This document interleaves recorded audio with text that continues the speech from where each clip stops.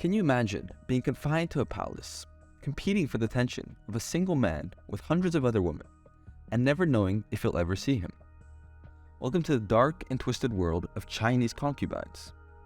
In today's video, we're diving deep into the horrific lives these women had to endure, all in the name of procreation and power. From the grueling selection process to the intense rivalries and jealousy within the walls of the Forbidden City. This is a tale of beauty, tragedy, and the high price of royal favor. So buckle up, and let's explore the shocking truth behind the lives of Chinese concubines. The Forbidden City housed numerous females who were confined to the imperial quarters located deep within the palace. They were not allowed to leave the northern section, and were limited to the inner court. The majority of these women worked as maids or servants, while a select group of concubines were responsible for bearing children for the emperor. If a concubine gave birth to a male offspring, she was elevated to an imperial consort, with the empress holding the highest position. The inner court was divided into three main categories of women: concubines, palace servants, and royal princesses. The selection process for women to become shunt or elegant females began as early as the Jin dynasty. Each emperor had their own set of criteria for selection, with the Ming dynasty selecting all young unmarried women except those who were married, had physical disabilities, or had deformities. However, during the Qing dynasty, the selection was limited to 8 banner families, which mainly consisted of Manchurian and Mongolian individuals. To enlist the help of clan heads, the Board of Revenue sent notices to officials in the capital and provincial garrisons. The banner officials then submitted a list of all available females to the commander's headquarters in Beijing and the Board of Revenue. The date for selection was then set by the Board of Revenue.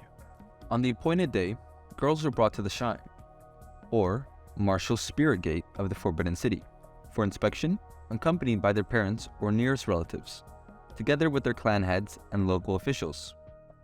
The emperor was not limited to choosing concubines from a specific social background, and many were selected from the general public.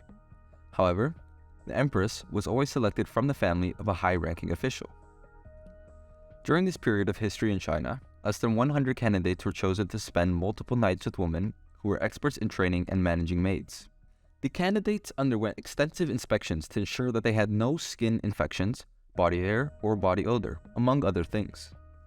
The finalists were taught acceptable behavior, including how to speak, gesture, and walk. They also learned various arts such as painting, reading, writing, chess, and dancing. The most exceptional candidate was selected to serve as the emperor's mother's maid for several days, during which time they underwent further inspections, including sleeping by her side to identify any bad nocturnal habits. Math, literature, and art tests and interviews ranked the top 50 candidates. 3 top candidates became imperial concubines. Only a few applicants made it through this difficult examination and won the emperor's favor. Politics, jealousy, and loneliness plagued most concubines. Beauty was a curse during the time. Concubines could only have sex with the emperor. The palace's powerful eunuchs watched over them.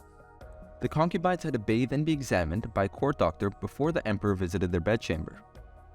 With hundreds or thousands of concubines, the emperor's visitors became jealous. Only aristocratic and rich middle-class men could afford polygamy in medieval China.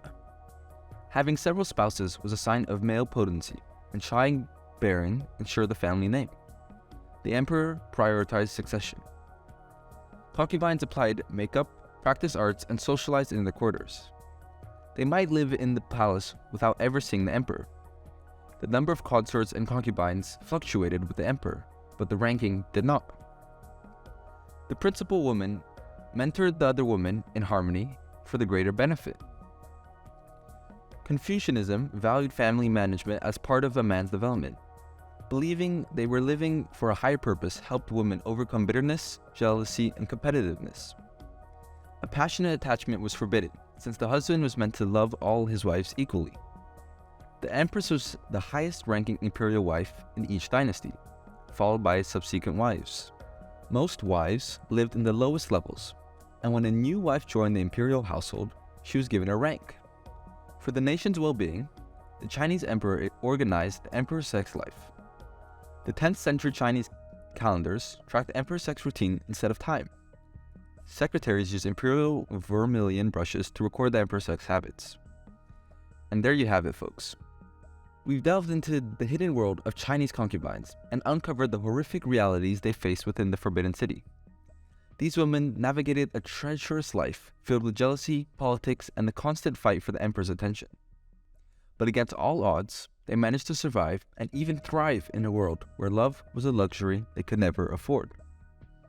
If you found this journey into the past as fascinating as we did, be sure to give this video a thumbs up and subscribe to our channel for more incredible content like this. Thanks for watching.